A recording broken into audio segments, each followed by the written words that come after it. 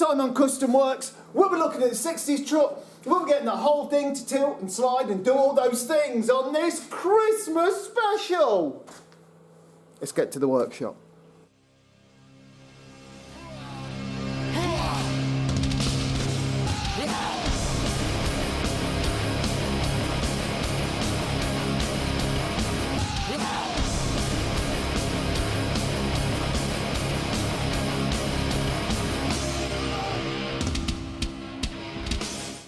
On the 60s truck, what we're going to be doing is at the back, it's going to have this ramp.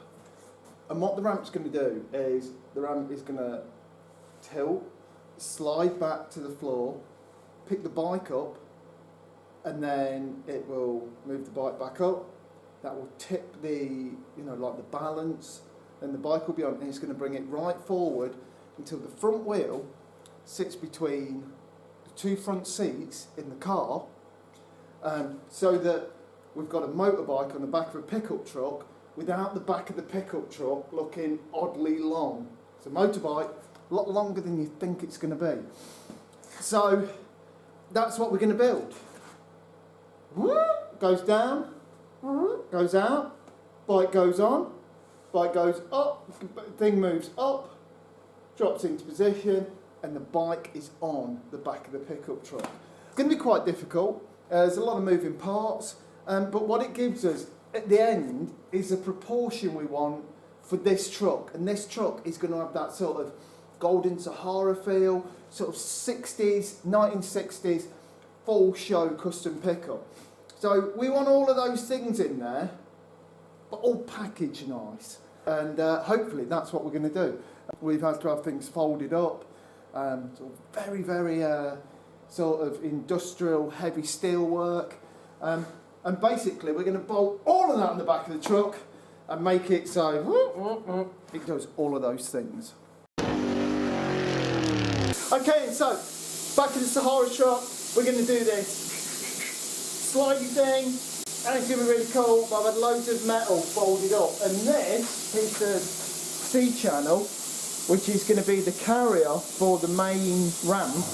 It's just a little bit narrow. So what I'm going to do, I'm going to cut it in half with the plasma.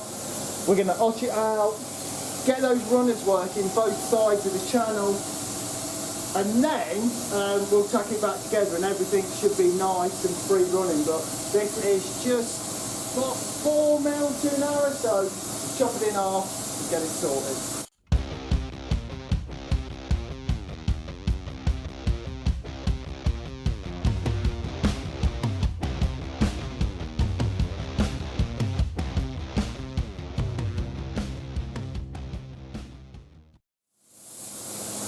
So that's that cut in half. So all we've got to do now is fit the runners in there, and then we'll get this tilt and slide thing sorted.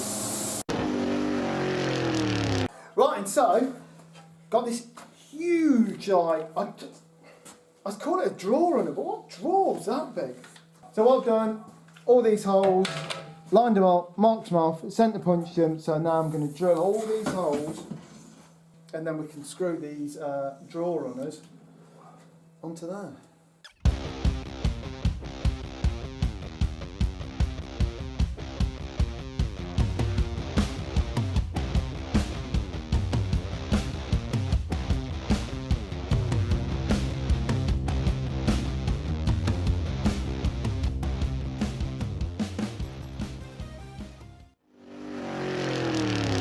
And this is like the main sort of body of it. Like I say, we have to cut it in half because we're a little bit out. I think we're probably about 5 mil. But at this point, we've just about got the 2 sets of runners in there, and it does slide, so it is coming on. It seems a little bit abstract at the minute, but all of this will become a lot more sort of obvious once it's on the car and it actually slides. And as you can see, look, this rolls down here. This is the bottom bit, that's going to be mounted, it'll tilt and slide, the ramp comes out, comes back in, all electronic. Right, and so on the Sahara truck, what we have got here, as always, we've probably not filmed quite as much as we should, but now We have this that was on the bench earlier. We've got this base bit, and then we've got the channel that runs on it. This is a channel where the motorbike's going to come up here. The wheels of the motorbike will come in here, and then this will move, and that's where the bike's going to be. This is now the ramp that pulls out and comes down. And then when the car, this is at ride height at the minute, but when the car's dropped,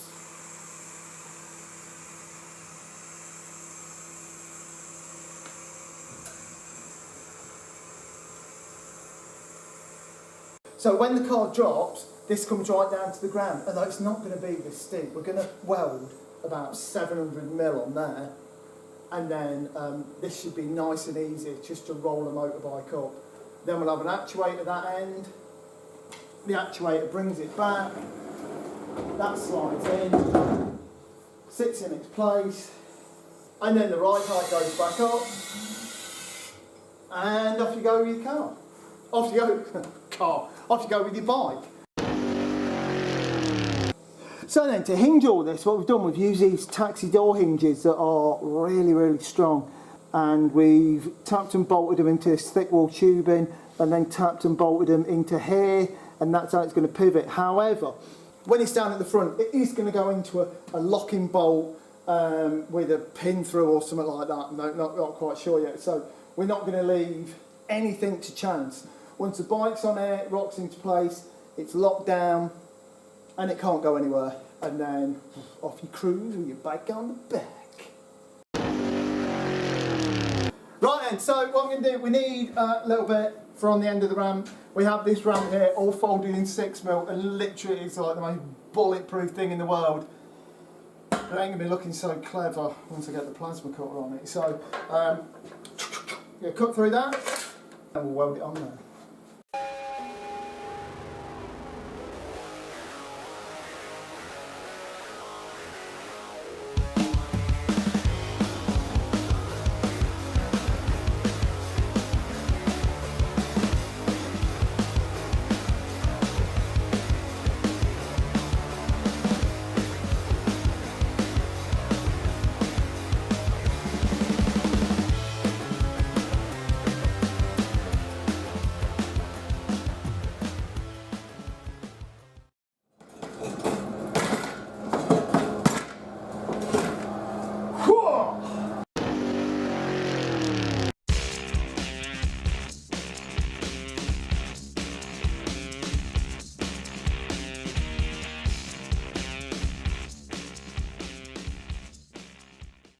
So we're going to get this extension on here, cut it off with the old plasma, and now we've clamped some 2 bits of box section on both sides, and we've left there about a 2-3mm gap, because when we weld this, we want really good penetration on there, and a nice flush weld as well, so let's find it. What I'm going to do now, I'm going to weld this up, tack it, and then we can see it in its full sort of glory of how long it's going to be. But like I say, first I'm going to tack it, because don't forget, mock it up before you cock it up.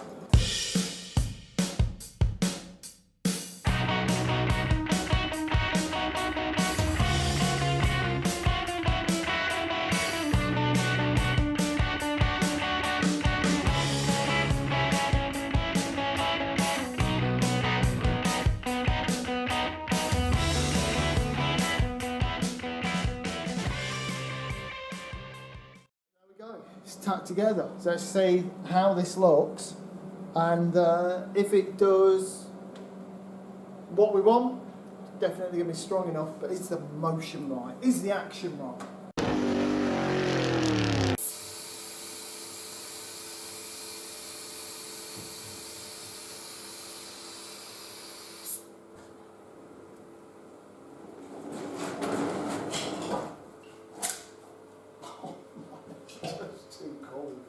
So then that is pretty much what we're looking for. You know, we've got this absolute bulletproof slider in there, and then we've got this. It's nice and, you know, nice angle of repose to it.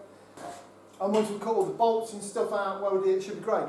But more than anything, one thing we've got, and this is purely through judgment, mathematics, measuring and planning, it almost balanced, it is perfectly balanced. So, when I lift this up, slide it in,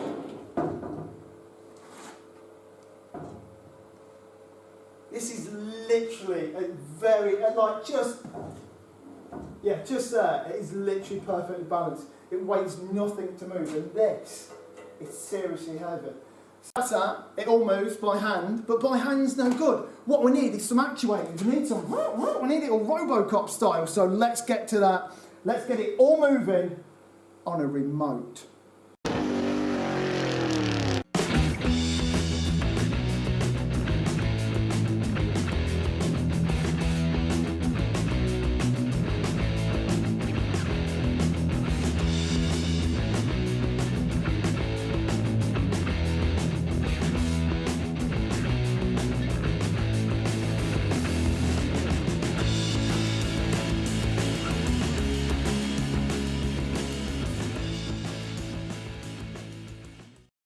We've fitted these two electrical actuators to here. They're super strong, like medical grade ones for like hospital beds, and they will hold a lot of weight, like a hell of a lot of weight. And we've got one either side, and what that does is that tilts this or pivots here using these door hinges off the taxi.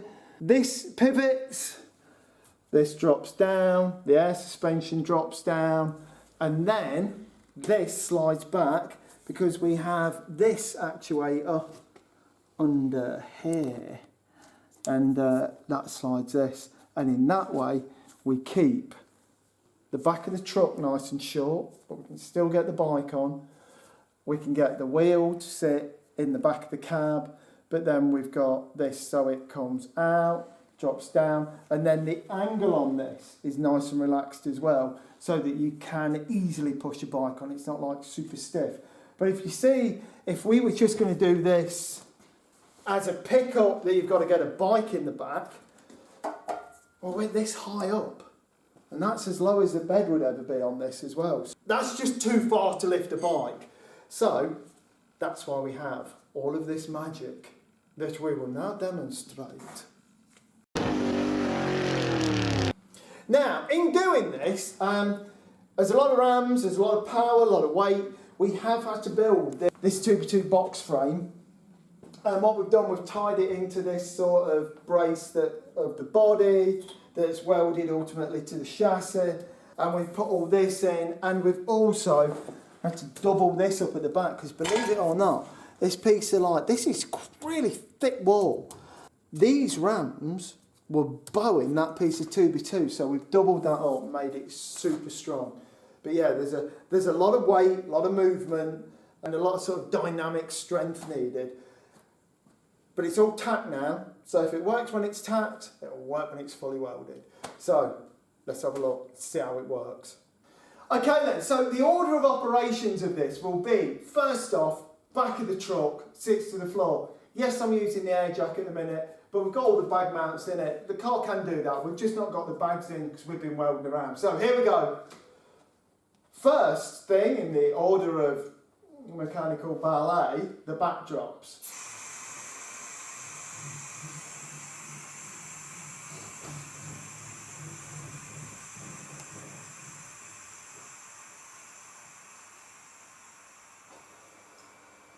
So with the back of the truck right down, we then bring this ramp out, which is quite slow, but it is incredibly powerful.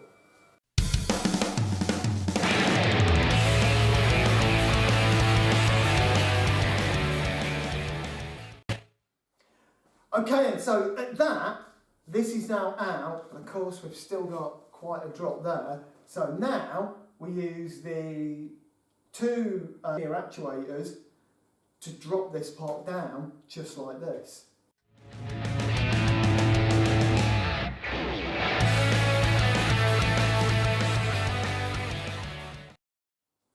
And that's it, it's down on the floor. And now a motorbike can easily be wheeled up on here. There's a lot of nuts and bolts sticking out still at the minute. And yeah, hold it on. And for anyone doubting the strength, this is very strong. Even at this distance just here, It easily lifts my weight. Although how the motorbike would happen, it wouldn't ever be with all the weight on this end. The bike rolls up, and then because of the position we've got, the central pivot, the weight of the bike will also assist in this. On your marks, get set, go!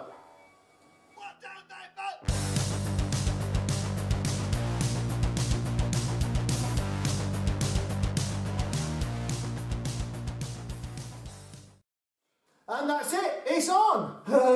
Brilliant.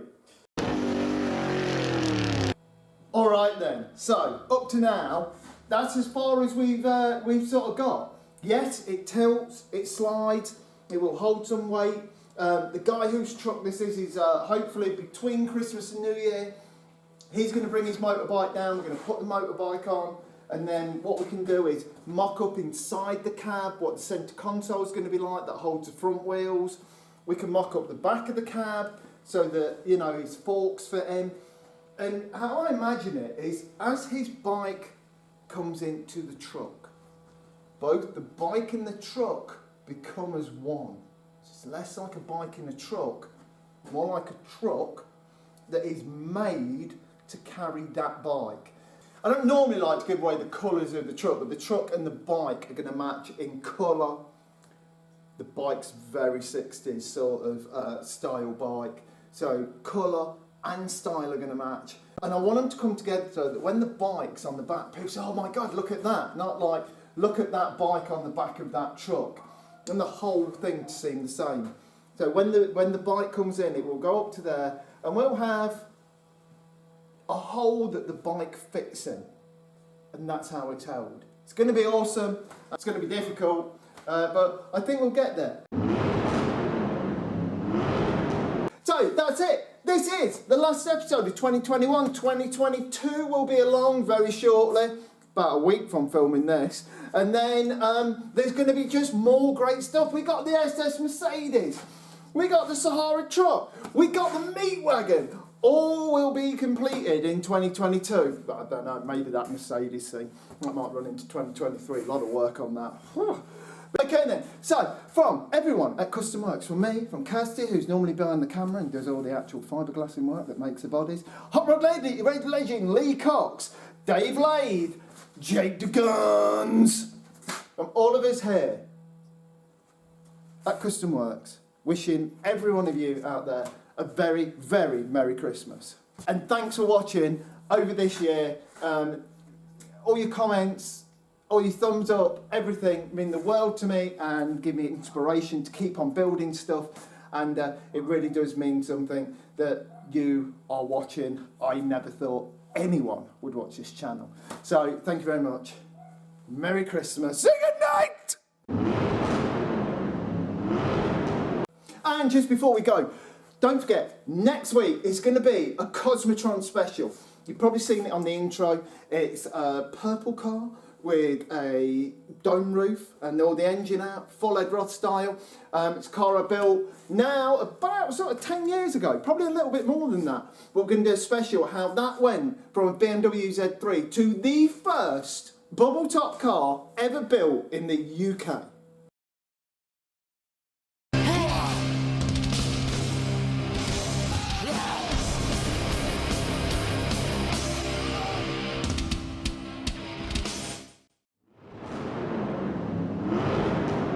I think this is enough.